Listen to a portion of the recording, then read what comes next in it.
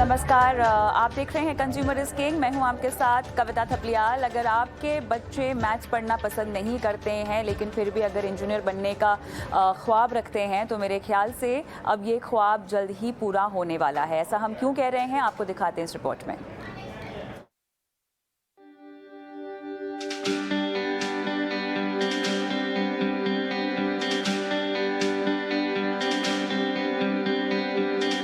अगर आप इंजीनियरिंग की पढ़ाई करना चाहते हैं लेकिन मैथ्स में इंटरेस्ट नहीं है तो आपके लिए अच्छी खबर है। दरअसल all India council for technical education ने इंजीनियरिंग एस्पिरेंट्स को बड़ी राहत देते हुए इंजीनियरिंग के कई कोर्स में एडमिशन के लिए मैथ्स पढ़ने की पाबंदी हटा दी है। इसमें आर्किटेक्चर, फैशन टेक्नोलॉजी और बायोटेक्नोलॉजी शामिल है।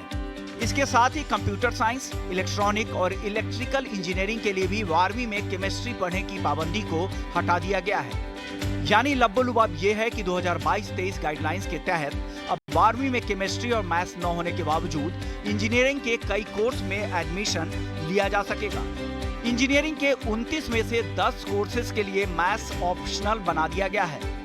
AICTE के ऐलान के मुताबिक 12वीं में मैथ्स की जगह computer science, electronics, information technology, biotechnology, technical vocational course, कृषि, इंजीनियरिंग, ग्राफिक्स जैसे 14 सब्जेक्ट्स में से किसी एक सब्जेक्ट पढ़ने वाले छात्र भी अब इंजीनियरिंग कोर्सेज में एडमिशन ले सकेंगे। गौरतलब है कि 2021-22 गाइडलाइंस में पिछले साल AICTE ने इंजीनियरिंग के लिए मैथ्स और केमिस्ट्री की बाध्यता को खत्म कर दिया था, लेकिन काउंसिल के इस फैसले को पसंद नहीं किया गया था। यही वजह है कि इस साल काउंसिल ने उन कोर्सेज जिनमें मैथ्स और केमिस्ट्री की जरूरत नहीं होती है, उन कोर्स में एडमिशन के लिए इस मैथ्स की बाध्यता को खत्म कर दिया है। नई गाइडलाइंस के आने के बाद अब स्कूल के 4 साल में बच्चे आर्ट्स, साइंस या कॉमर्स स्ट्रीम के नहीं होंगे, बल्कि वो लिबरल आर्ट्स की पढ़ाई करेंगे, जिसमें वो 12वीं में मैथ्स, फिजिक्स, साइकोलॉजी या केमिस्ट्री और कंप्यूटर साइंस की पढ़ाई करेंगे। इस तरह स्टूडेंट्स 12वीं की पढ़ाई के बाद किसी भी कोर्स में एडमिशन ले सकेंगे। ऐसे छात्रों को शुरुआत के 2 सेमेस्टर में ब्रिज कोर्स पढ़ाए जाएंगे ताकि स्टूडेंट्स को मैथ्स और केमिस्ट्री का पर्याप्त नॉलेज दिया जा सके।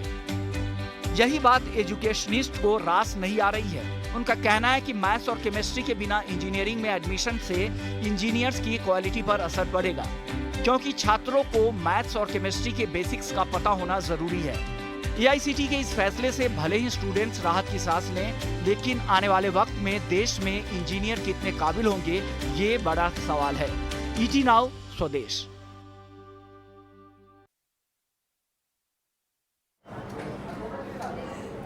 तो चलिए, माँ बाप हमारे देश में बच्चों को डॉक्टर और इंजीनियर बनाना चाहते हैं, लेकिन कई सारे बच्चे ऐसे होते हैं जिन्हें इंजीनियर तो बनना है लेकिन उन्हें मैथ्स केमिस्ट्री पढ़ना पसंद नहीं है। और ऐसे में अब स्टूडेंट्स भी इंजीनियरिंग की पढ़ाई कर सकेंगे और बड़े, लेकिन यहाँ पर स्टूडेंट्स इस बात को लेकर साफ तौर से बहुत खुश हैं। लेकिन बड़ा सवाल जो यहाँ पर उठता है वो ये है कि इंजीनियर्स की नई खेप कितनी काबिल होगी। AICTE के इस फैसले की वजह क्या है? इन सभी सवालों के जवाब देने के लिए हमारे साथ हमारे खास मेहमान भी जुड़ गए हैं।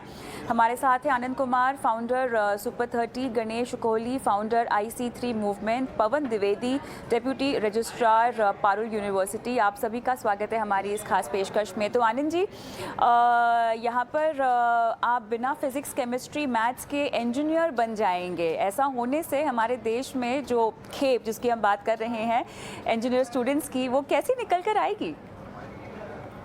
देखिए, सरकार की ये जो भूमिका है, ये कदम उठाया गया है, अच्छा है कि लचीलापन है, बच्चों को मौका मिल रहा है, लेकिन साथ साथ इस बात की आशंका भी है कि बिना मैथमेटिक्स पढ़े बच्चा जब इंजीनियरिंग कॉलेज में जाएगा तो कैसे सरवाइव करेगा, उसके लिए फिर ब्रिज कोर्स करना पड़ेगा। तो सबसे अच्छी बात है कि पहले ही मैथ पढ़ के जाए, क्योंकि मैथमेटिक्स की अनिवार्यता को हम लोग हटा नहीं सकते हैं। अगर वो पहले नहीं पढ़ेगा तो बाद में मेहनत करना पड़ेगा और वो उसके लिए और भयानक बात होगी और बोझ 2 तरफ से बढ़ जाएगा, एक इंजीनियरिंग का कोर्स, एक बेसिक मैथमेटिक्स का कोर्स। तो मेरा मानना है कि बच्चों को अभी से ये समझ के कि इंजीनियरिंग कॉलेज में जा रहे हैं, बिना मैथमेटिक्स का एडमिशन मिल रहा है, निश्चिंत नहीं होनी चाहिए उनके निजी तौर का रूटीन, बल्कि उनको सीरियस रहना चाहिए मैथमेटिक्स के प्रति।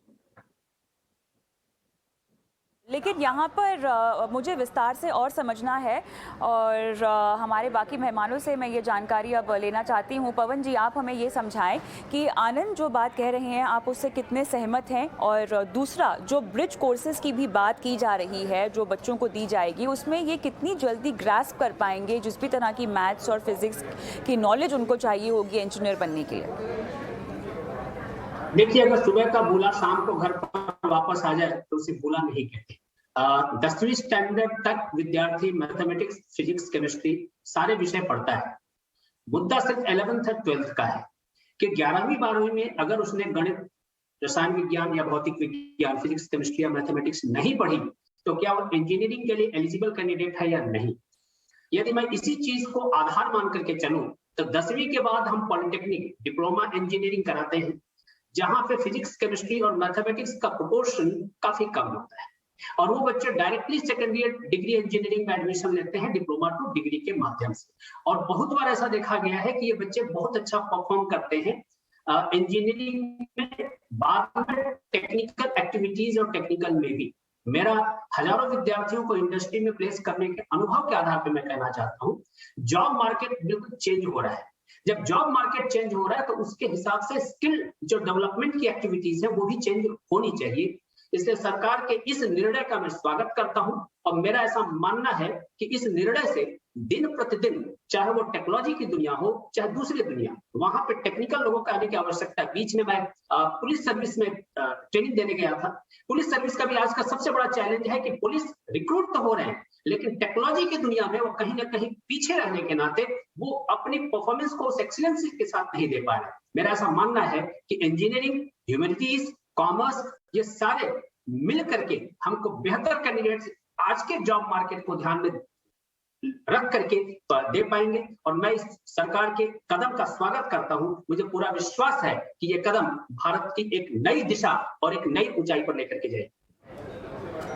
गणेश जी, आप पवन जी की बात से सहमत हैं कि आपको भी लगता है कि इस फैसले का स्वागत करना चाहिए, और जिस तरह के पोटेंशियल की अक्सर हम बात करते हैं इंजीनियरिंग के लिए, वो बिल्कुल भी कॉम्प्रोमाइज नहीं होगी? बिल्कुल, मैं स्वयं इंजीनियरिंग पढ़ा हुआ हूं और मुझे जो ये फैसला दिख रहा है ये एक फ्लेक्सिबिलिटी देने का तरीका है। देखिए, हम 35 साल की उम्र वालों को भी ये नहीं पता होता कि हमें जीवन में क्या करना है। आप 10वीं कक्षा के बच्चे से ये पूछो कि आपको क्या करना है, लाइफ डिसीजन अभी ले लो या 8वीं कक्षा में करो, तो ये जो है एक विंडो हमने खुला रखा है, और आज हर सब्जेक्ट एक दूसरे में कोलैप्स हो रहा है। We are in the age of convergence. तो आज फिजिक्स और साइकोलॉजी भी कोलैप्स हो रहा है एक दूसरे में। क्वांटम फिजिक्स में आप कॉन्शियसनेस की बात करते हैं जो साइकोलॉजी से आता है, तो बहुत सारी चीजें इंटरसेक्ट हो रही हैं, कोलैप्स हो रही हैं चीजें, और ये फ्लेक्सिबिलिटी देने में बिल्कुल कोई हर्जा नहीं है मेरी समझ में, और ये कुछ और सुधार ही लाएगा। और ये एक आपको बोलना चाहूंगा कि अगर आपको रुचि नहीं है गणित में या केमिस्ट्री में तो आपको आगे नहीं बढ़ना चाहिए टेक्निकली।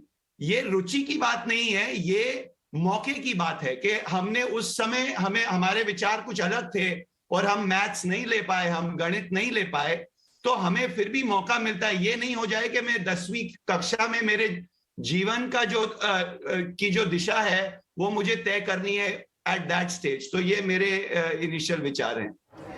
नहीं, आपने काफ़ी इंपॉर्टेंट पॉइंट यहाँ पर उठाई है। मैं चाहती हूँ कि आनंद जी इस पर विस्तार से बात करें, क्योंकि आनंद जी, कहीं ना कहीं ग्रेड्स का मतलब ये नहीं होता कि आपका बच्चा किसी कोर्स करने के लायक है, उसके सक्षम है या नहीं है। ग्रेड्स डिफाइन नहीं करते हैं, लेकिन फिर भी इंजीनियरिंग को लेके जो हम कम्पिटिटिवनेस देखते हैं, जिस तरह की नॉलेज और क्विकनेस की हमको ज़रूरत होती है, ठीक है, आपको ये जो सुविधा है वो फ्लेक्सिबिलिटी दे रही है, और नेशनल एजुकेशन पॉलिसी के खाके के तहत हम देख रहे हैं तो ये काफ़ी मेल भी खाती है, उसके स्वरूप को कहीं ना कहीं एक्सेप्ट भी करती है। लेकिन जो शार्पनेस की ज़रूरत होती है इंजीनियर्स में, जो इंटेलिजेंस की ज़रूरत होती है, वो बच्चे क्या किसी ब्रिज कोर्स के ज़रिए कोप अप कर पाएंगे? देखिए, नेशनल एजुकेशन पॉलिसी का मैं स्वागत करता हूं। और नेशनल एजुकेशन पॉलिसी पर अभी हाल में ही मैंने दिल्ली यूनिवर्सिटी में एक सेमिनार में बोला कि इसकी तो यही खूबसूरती है कि आप कोई सब्जेक्ट पढ़ने वाला किसी भी सब्जेक्ट को पढ़ सकता है। लेकिन मेरा यहाँ पर थोड़ा सा मत भिन्न है इस मामले में कि अब देखिए इससे क्या होगा कि बहुत सारे इंजीनियरिंग कॉलेजेस हैं जो प्राइवेट कॉलेज है, आप उसकी बात करिए तो बहुत सारे जो कि ऐसे ही इंजीनियर बना रहे हैं जहाँ शिक्षक नहीं है, बच्चे अपने से पढ़कर बढ़ रहे हैं। और वो इंजीनियर नारायण मूर्ति साहब ने कहा था कि इंजीनियर मेरे पास आ रहे हैं और कंपनी चलाने में दिक्कत हो रही है, वो उतने स्किल्ड नहीं है।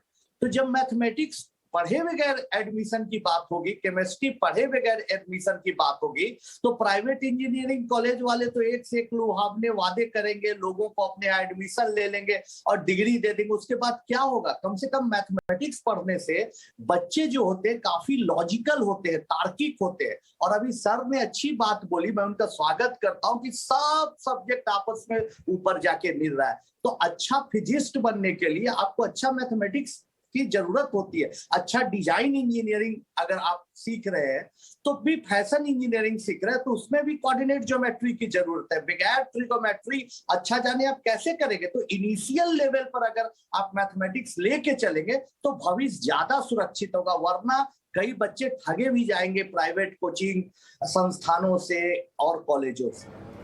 बिल्कुल, लेकिन आनंद जी यहाँ पे कहीं ना कहीं क्वालिटी ऑफ एजुकेशन जिसकी बात आपने भी उठाई है ये काफ़ी मायने रखती है।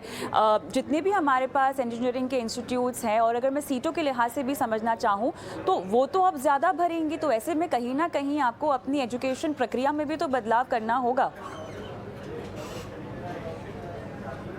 है, लेकिन मैथमेटिक्स को कंपलसरी करना भी बहुत अच्छी बात नहीं, लेकिन कितना अब सक्षम हो पाएगा मुझे यकीन नहीं लगता है। इसलिए मेरा मानना है कि स्टूडेंट, अगर सरकार ऐसी पॉलिसी बनाती है और कुछ बच्चे अपवाद के तौर पर बहुत अच्छा भी कर सकते हैं, लेकिन एक मास बच्चों में ये मैसेज जाने लगा है, मेरे पास फोन आने लगे कि बल्ले बल्ले अब तो मैथमेटिक्स पढ़ना नहीं, तो सोचिए कि जनरेशन क्या सोचेगी। एक लोअर मिडिल क्लास फैमिली का सपना होता है कि मेरा बेटा बड़ा होगा तो डॉक्टर बनेगा या इंजीनियर बनेगा, इसलिए मैथमेटिक्स पढ़ेगा। और मैथमेटिक्स में खासकर हिंदी पट्टी क्षेत्र पे बच्चे बहुत मन लगाते हैं। अब तो वो भी पढ़ना बंद कर देंगे। ऐसी ही आप ध्यान दीजिए कि जो बच्चे ग्रेजुएशन कर रहे थे या मास्टर डिग्री के लिए पढ़ रहे थे उनमें कमी आई है मैथमेटिक्स पढ़ने वाले बच्चों को। अब तो +2 तक पढ़ते थे इस उम्मीद में कि भाई मैथमेटिक्स सीखेंगे, और कुछ बच्चे अच्छा करके बहुत आगे भी चले जाते थे, अब उसमें भी कमी आएगी। तो इसका पूरा प्रभाव कैसे पड़ेगा इस पर एक बार चिंतन करना बहुत जरूरी है। बिल्कुल, पवन जी आप कुछ कहना चाहते हैं? जहां तक प्राइवेट इंस्टीट्यूशंस और गवर्नमेंट इंस्टीट्यूशंस की बात अभी सर ने रेज की है, एक बहुत अच्छी किताब है नारायण मूर्ति जी ने लिखी है, बेटर इंडिया बेटर वर्ल्ड, और उन्होंने अपना अनुभव शेयर किया है कि अभी सरकारी ऑर्गेनाइजेशंस की क्या दशा है। मैं चाहूंगा कि इसके ऊपर मैं कमेंट न करूं, प्राइवेट वर्सेस गवर्नमेंट इंस्टीट्यूशंस के डिस्कशन और डिबेट का जगह नहीं है। मैं इतना जरूर कहना चाहता हूं कि क्यों न एक इंजीनियरिंग का विद्यार्थी संस्कृत भी पढ़े। अगर कुछ जर्मन्स भारत के वेद पढ़ करके भारत की ज्ञान शाखाओं के बल पर दुनिया के बड़े रिसर्चर हो सकते हैं, तो मेरे साइंस के विद्यार्थी, इंजीनियरिंग के विद्यार्थी भारत की मूल संस्कृतियों को पढ़ करके भारत के पूर्वजों द्वारा किए हुए रिसर्च को आखिर पटल पे क्यों नहीं ला सकते? लेकिन जब तक हम उनको ये स्वतंत्रता नहीं देंगे, जब तक हम उनको इस तरह के मौके नहीं देंगे कि वो इंजीनियरिंग भी पढ़े, साथ में संस्कृत भी पढ़े, इंजीनियरिंग भी पढ़े, साथ में दूसरे विषय पढ़े, तब तक नई चीजों को ला करके हम विश्व पटल पर नहीं रख पाएंगे और उसी दिशा में चलते रहेंगे जिस दिशा में पिछले 70 वर्षों से चल रहे हैं। यदि हमें नया भारत बनाना है तो हमको नई सोच के साथ आना होगा। मैं मानता हूं कि चैलेंजेस आएंगे, लेकिन इन चैलेंजेस के सामने किस तरह से आगे बढ़ना है उसका सलूशन हर यूनिवर्सिटी के पास कंपिटेंट टीम है जो तैयार रहेगी, और आईसीटी और राइट्स दे रही है कि किस तरह से आप अपने कंपिटेंसी के साथ ब्रिज कोर्सेज को रन करें, ताकि अगर कोई बायोलॉजी पढ़ करके आया है तो इंजीनियरिंग में उसको किसी तरह की समस्या ना हो, अगर कोई कॉमर्स पढ़ के आया है तो उसको इंजीनियरिंग में कोई समस्या ना हो। इस समय आप देखेंगे कॉमर्स के इतने सारे प्लेटफॉर्म्स हैं, बंदा कॉमर्स जानता है पर उसको कंप्यूटर आईटी नहीं आता, उसको सॉफ्टवेयर डिजाइनिंग नहीं आती, वो किस तरह से एक सही कॉमर्शियल प्लेटफॉर्म बना करके दुनिया को दे पाएगा? दोनों विषय का आना आवश्यक है। एक बायोलॉजी का स्टूडेंट एक बेहतर बीटेक बायोटेक्नोलॉजिस्ट हो सकता है क्योंकि उसको बायोलॉजी भी आती है, उसको इंजीनियरिंग भी आती है, तो बेहतर प्रोडक्ट हॉस्पिटल्स को प्रोवाइड कर सकता है क्योंकि उसको ह्यूमन साइंस भी आती है, उसको इंजीनियरिंग भी आती है। मेरा ऐसा मानना है कि ये एक बहुत बड़ा मूव है स्टार्टअप इंडिया के लिए और भारत को विश्व गुरु की तरफ ले जाने के लिए। मेरा ऐसा मानना है कि इससे बेहतर कोई कदम नहीं हो सकता। तो गणेश जी, इसी बात को आगे ले जाते हुए क्या आपको लगता नहीं है कि फिर काबिलियत पर थोड़े से और फिल्टर्स होने चाहिए, या काबिलियत को आगे चलकर थोड़ा सा और परखने की ज़रूरत है? देखिए, मैं एक क्लैरिफाई करना चाहूंगा कि ये गणित से बचने का तरीका नहीं है। ये एक्चुअली और चीजें और एंगल से देखने की जरूरत है। आज आप एक पत्रकार हैं, क्या हम केवल हिंदी पढ़ के पत्रकार आज की दुनिया में बन सकते हैं कि टेक्नोलॉजी को कंप्लीटली इग्नोर कर दें? आज कोई न्यूज़पेपर पढ़ नहीं रहा, सब लोग अपने फोन पे न्यूज़ देख रहे हैं। तो इंजीनियर जो साइकोलॉजी नहीं समझता, वो अपने जिसके लिए प्रोडक्ट बनाएगा उसको कैसे समझेगा? इंजीनियर जो सोशियोलॉजी नहीं समझता, वो सोसाइटी में कैसे ऑपरेट करेगा? जो इकोनॉमिक्स नहीं समझता, वो प्रोडक्ट कैसे बनाएगा जो वायबल हो इकोनॉमिकली? तो ये जो है, ये एक मौका देने का स्टेप है जो मुझे समझ आया है कि बच्चों को एक मौका देने का अपॉर्चुनिटी देने की बात है। ये अधूरे इंजीनियर इससे नहीं निकलेंगे। देखिए, अभी भी अधूरे इंजीनियर निकल रहे हैं जो जिनको निकलना है। जहां पे कॉम्प्रोमाइज है, आज हमारे मेजॉरिटी ऑफ इंजीनियर्स, आप कोई भी देखें, कंपनी हायर करती है, 1 साल उनको और आगे ट्रेन करना पड़ता है। तो ये एक्चुअली मौका देने का स्टेप है और अब मेरे हिसाब से इसमें अधूरापन नहीं होगा। इनफैक्ट ये बहुत जरूरी है कि और नजरिए से देख सके इंजीनियरिंग को और स्टेम एरियाज को, कि दूसरे सब्जेक्ट्स को इंटीग्रेट कर सकें। तो ये बहुत ही एक पॉजिटिव अप्रोच है। और ये भी एक गलत है, आनंद कुमार जी ने बहुत सही कहा कि जो बच्चे मैथ से बचना चाह रहे हैं और इसका जश्न मना रहे हैं, वो भी शायद उनको भी फिर से सोचना पड़ेगा कि ये उनके लिए नहीं है। ये बचने की बात नहीं है, ये मौका देने की बात है कि आपने चलो नहीं किया या आप उस समय तैयार नहीं थे, आपको आगे जाके एक और मौका मिल रहा है। नहीं, बिल्कुल सही कहा आपने, बिकॉज कहीं ना कहीं इस खबर के बाद मैसेज तो बच्चों को यही जा रहा है कि मैथ्स से जो है उनको छुट्टी मिल गई है और वो मैथ्स पढ़ने से बच गए हैं। लेकिन आनंद जी, गणेश जी की बात को आगे ले जाते हुए कोर्स इंटीग्रेशन की यहाँ पर बात जो की गई है वो बहुत इंपॉर्टेंट है।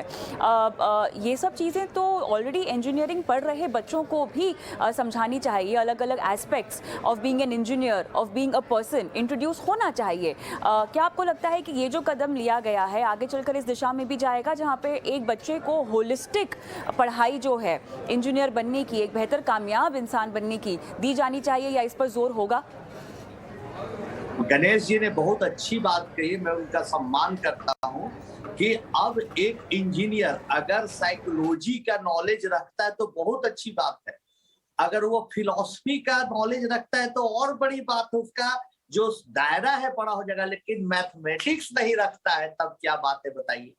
तो मैथमेटिक्स कौन छोड़ के इंजीनियरिंग करना चाहेगा जिसमें मैथमेटिक्स में रुचि नहीं है? तो मेरा मानना है ये कि सरकार ने अच्छी पहल की है, मैं भी इसकी प्रशंसा करता हूं, लेकिन एक बार पुनर्विचार जरूर करना चाहिए। और जो लोग सब चीज को इंटीग्रेट करने की बात बोलते हैं तो बहुत बड़ी बात है। हम चाहते हैं कि जो बच्चा इतिहास पढ़े वो भी पढ़े इंजीनियरिंग, लेकिन मैथमेटिक्स का आधार कहीं गायब ना हो जाए। जो ये ब्रिज कोर्स की बात है वो कहीं बोझ ना बन जाए, इसके लिए पूरी व्यवस्था सुनिश्चित होनी चाहिए। मेरे कहने का मतलब ये है। तो आनंद जी, आने वाले वक्त में क्या हम ब्रिज कोर्सेज कराने वाली स्पेशलाइज्ड क्लासेस भी आते हुए देख सकते हैं क्या? एकदम देख सकते हैं, जरूरत होगी तो हम लोग इसके लिए प्रयास करेंगे, सरकार प्रयास करेगी, मिलजुल कर प्रयास करना चाहिए। लेकिन हम लोगों को गणित के प्रति जो फैसिनेशन है, जो उसके प्रति आकर्षण है, उसको भी बढ़ाने का काम होते रहना चाहिए। इसका मैसेज कहीं उल्टा न जाए, इसके लिए सरकार को प्रयत्न करते रहना चाहिए। हाँ, अपवाद के तौर पर ऐसे बहुत सारे विद्यार्थी मिल सकते हैं जो कि, अब देखिए, एक गांव का एक लड़का जो पढ़ाई का काम करता है, एक लोहार के घर में जन्मा बच्चा लोहे का काम करता है, इंजीनियर से कम नहीं होता है। अगर वैसे बच्चों को मौका मिला तो बहुत बड़ी बात है, लेकिन उनमें मैथ का भी इनपुट डाला जाए तो और भी अच्छी बात होगी। मेरे कहने का मतलब ये है। दो सवाल मुझे आनंद जी आपसे पूछने हैं। पहला सवाल तो ये है कि इस फैसले के बाद तुरंत बच्चों के लिहाज से किस तरह का चैलेंज आप आते हुए देख रहे हैं, जो इमीडिएट चैलेंज होगा जिसको एड्रेस करना चाहिए इंस्टीट्यूट्स के जरिए भी और माता पिता के जरिए भी? अभी तुरंत चैलेंज तो यही है कि हमारे पास फोन आ गया 3-4 पेरेंट्स के कि वाह मेरा बच्चा मैथ से डरता था, चलो जंजाल से छुट्टी हो। वो गलत मैसेज समझ रहे हैं। इसलिए सरकार को चाहिए इसको संशोधन करके बताना कि नहीं, मैथ पढ़ो, मैथ पढ़ना बहुत जरूरी है। ये मैसेज नहीं जाना चाहिए, पहली बात। दूसरी बात कि बहुत सारे प्राइवेट कॉलेज वाले, एक परिचित हमारे हैं, उन्होंने भी फोन किया कि चलो लगो, इस बार तो मेरे यहाँ एडमिशन की बाढ़ हो जाएगी, जिनको मैथ से डर लगता था वो भी इंजीनियर बन जाएंगे। तो ऐसी बात नहीं होनी चाहिए। मैथ से प्रेम बना रहना चाहिए। मैथमेटिक्स कितना जरूरी है ये संदेश जारी रहना चाहिए, और देश के बच्चे विश्व गुरु जरूर बनेंगे, मेरा विश्वास है। मैथमेटिक्स का बेस रहेगा तो जल्दी बनेंगे, फर्क इतनी ही। तो अब मुझे ये बताएं कि बच्चे कैसे निर्णय लें। ठीक है, मैथ से तो छुट्टी मिल गई है, इंजीनियर बनने का सपना भी हो सकता है उनका अब पूरा हो जाएगा, लेकिन खुद को कैसे पहचाने कि वो ये कोर्स करने लायक है या नहीं है? कहीं ना कहीं एक क्राइटेरिया मिस हो गया है ना आनंद जी। तो कैसे हम ये समझें कि हम इसमें आगे बढ़ें कि नहीं बढ़ें? इसके लिए तो सरकार को एक मॉडल पेपर देना चाहिए। अब आने वाले टेस्ट में किस तरह से ये मैथमेटिक्स को हटाएंगे, किस तरह से केमिस्ट्री को हटाएंगे, इसका सैंपल पेपर तुरंत रिलीज करना चाहिए, ताकि बच्चे उसको पढ़कर अपनी प्रतिभा को आंक सके कि हम इस लायक हैं या नहीं।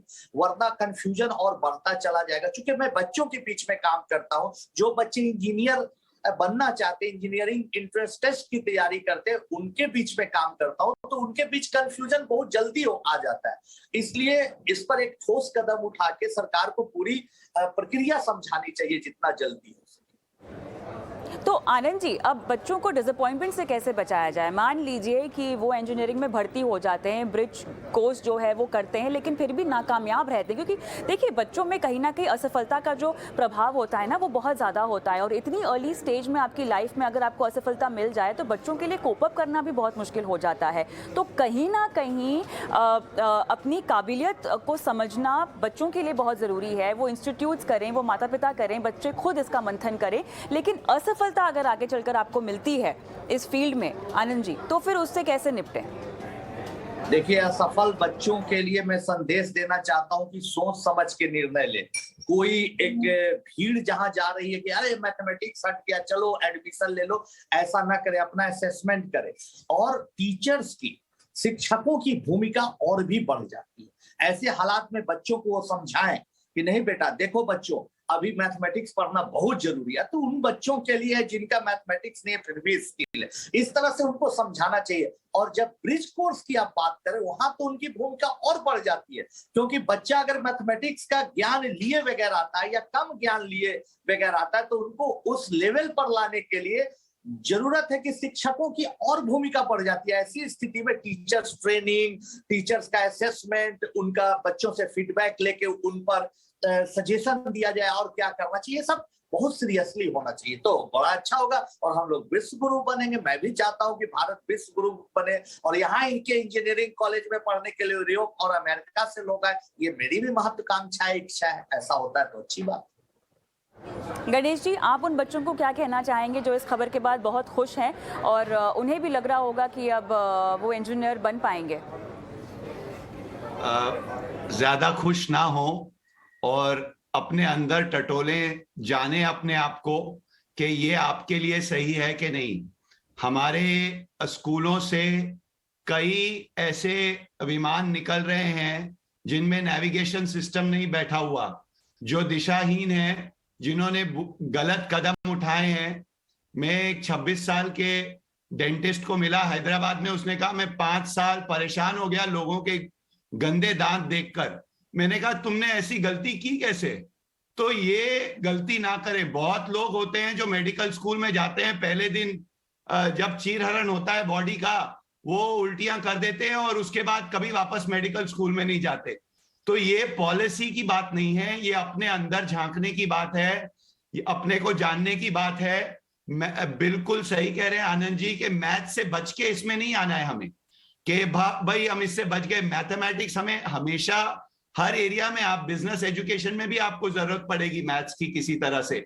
आपको अपने लेफ्ट ब्रेन को, अपने लॉजिकल माइंड को ट्रेन करना है, तो ये अपने आप को जानना और सोच समझ के डिसीजन लेना, ना केवल अपने 4 साल किसी ऐसी जगह निकाल देना जहां पे फिर आप डिसअपॉइंट हो, फ्रस्ट्रेट हो, जैसे आपने बताया, अपने आप को फेलियर के लिए नहीं तैयार करना। तो मैथ्स से बच के मत आइए। अगर आपसे मैथ्स रह गया या आप किसी वजह नहीं कर पाए, लेकिन आपको सब्जेक्ट में रुचि है, तो आप जरूर ये प्रोग्राम परस्यू कीजिए। ये मेरी राय रहेगी। आनंद जी कुछ कह रहे थे, मैंने देखा आप कुछ बात कर रहे थे। जी नहीं सर, अच्छा बोल रहे हैं। अभी उनका कहना कि मैथमेटिक्स से आप इसको इग्नोर मत करिए और पढ़िए लिखिए, अच्छा करिए। मैं तो चाहता हूँ कि बच्चे पढ़े, अच्छा करे, और सरकार भी स्पष्ट करे कि उसके आने वाले एंट्रेंस टेस्ट में क्वेश्चन किस तरह के होंगे, क्या होंगे, जिसको बच्चे खुशी के तौर पर ना ले, बल्कि सोचे कि अच्छा मैथमेटिक्स और अच्छा करना है, क्योंकि बाद में तो आपको पढ़ना है। तो जो काम बाद में करना है वो अभी हो जाए तो और अच्छी बात है। ब्रिज कोर्स करने से अच्छा है कि अभी मैथमेटिक्स पढ़ लिया जाए। इसलिए अपना प्रेम मैथमेटिक्स के प्रति बनाए रखें। बिल्कुल, तो यहाँ पर जो भी बच्चे ये सोच रहे हो कि उनकी मैथ से छुट्टी हो गई है, तो असलियत ऐसा बिल्कुल भी नहीं है। समझाया जैसे हमारे तमाम पैनलिस्टों ने कि आगे चलकर ब्रिज कोर्स में तो मैथ्स के साथ पाला पड़ना ही है, लेकिन हाँ, इंजीनियर बनने का आपका जो सपना है उसकी राह थोड़ी सी आसान ज़रूर हो गई है। बहुत बहुत धन्यवाद आप सभी का इस खास पेशकश में शामिल होने के लिए, और मुझे भी इजाज़त दें। नमस्कार।